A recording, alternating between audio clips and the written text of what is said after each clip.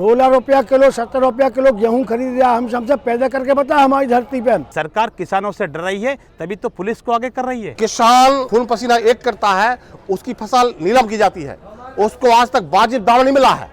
ये विडंबना है देश की। ये कौन सा प्रजातंत्र है?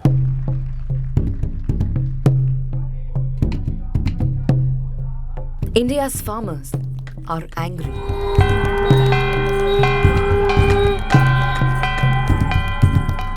Since early 2017, farmer groups across the country have been protesting.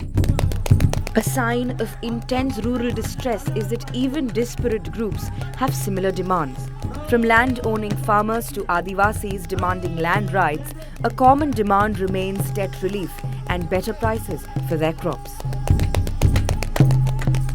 Better crop prices, in fact, something that the BJP had promised in its election campaign running up to 2014. They promised to buy farmers' produce at a much higher price than what the then government used to give. Minimum support price किसान को जो input cost आता है, पानी का खर्चा, मजदूरी का खर्चा, बिजली का खर्चा, बीज का खर्चा, खाद का खर्चा, दवाई का खर्चा, जितना भी उसकी लागत लगती है, उस लागत के ऊपर उसका 50% प्रॉफिट लिया जाएगा और उसको मिनिमम सपोर्ट प्राइस से खरीदा जाएगा। The Prime Minister had promised to increase the minimum support price or MSP declared by the central government for 23 crops including rice, wheat, pulses and oilseeds. This price is effectively a promise by the central government to agricultural producers. If market prices for these 23 crops drops below what the government has calculated is their cost of production, then centre and states are supposed to step in and buy them from the farmer. The BJP had promised to increase the MSP of these crops. But once in power, the BJP did a turnaround and told state governments to not even declare bonuses to farmers while procuring their food grains, which the state governments would have paid from their own budgets. In theory, if the government reduces the physical supply of these crops in the market, prices will go up. But in practice, the government procures only wheat, rice and a few pulses. MSP for all the others is just in name.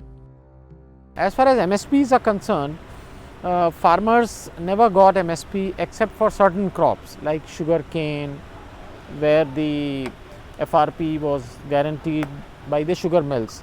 Wheat and rice, where procurement was done by the state governments on behalf of central pool. But for most other crops, farmers generally did not get MSP except in years between 2006 and 16 when global prices were very high. So at that time, generally speaking, for many of the crops, the prices were above MSP. Now what has happened is that the global prices have collapsed and therefore Indian prices have also collapsed. Also demonetization has had very adverse impact on prices, that is my view, and therefore the farmers' demand for getting MSP is a justified demand, but I know as an ex-chairman of FCI that it is extremely difficult to deliver. Almost on cue, the BJP has once again promised that farmers will be given a much higher price for their produce. Not just for staple wheat and rice, but for 21 other crops. कृषि को लाभकारी बनाने के लिए किसान भाइयों को उनकी लागत, उत्पादन की लागत से कम 50% से अधिक अर्थात लागत से 1.5 गुना दाम मिले. But the promises made in the recent budget is clearly not enough. Budget का प्रावधान नहीं है, केवल जुमला है कि हम किसान को 1.5 गुना लागत मूल्य देंगे। हमने कहा है तो देंगे कहाँ से? बजट में तो प्रावधान है नहीं उसका। ये बहुत बड़ी लूट है। ये सारी चीजें किसान को बर्बाद करनी है। That was Shiv Kumar Sharma, better known as Kakaji, one of the key leaders of the protests in Madhya Pradesh last year and in Faridabad NCR this year, where a group of angry farmers were demanding two things. हम अपना अधिकार मांगते नहीं, किसी से भीख मांगते, जो हमसे टकराएगा।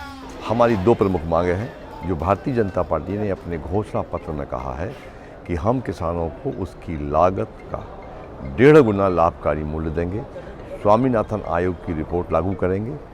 दूसरी हमारी मांग है कि देश के किसानों को ऋण मुक्त किया जाए, क्योंकि देश का किसान कर्जदार हुआ है सरकार के निकम्मेपन के कारण, गलत नीतियों के कारण कर्जदार हुआ है। देखिए, कुछ विषय केंद्र के होते हैं, कुछ राज्य के होते हैं।